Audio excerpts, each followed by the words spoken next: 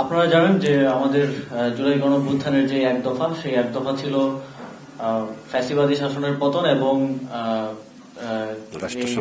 যে ফ্যাসিবাদী ব্যবস্থা আছে সেই ব্যবস্থার বিলোপ।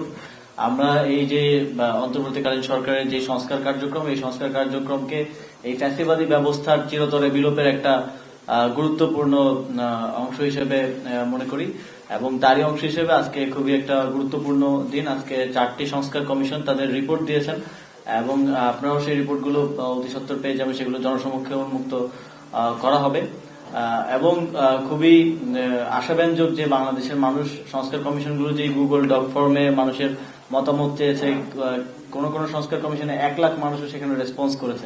মানে everyone has something to say. সংস্কারের ব্যাপারে মানুষের একটা আকাঙ্ক্ষা আছে এবং মানুষ সেই আকাঙ্ক্ষাটা বলছেন এবং সেটাকে সংস্কার কমিশনগুলো অ্যাড্রেস করেছেন, তারা অক্লান্ত পরিশ্রম করেছেন, সেগুলো প্রতিবেদনে এসেছে।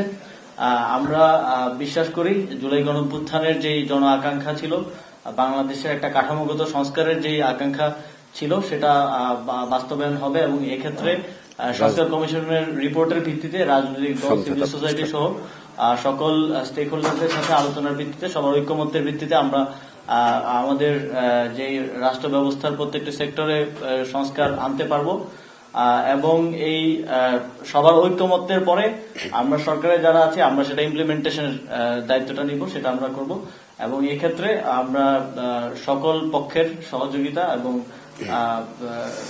সহযোগিতা আশা করছি। ঠিক আছে।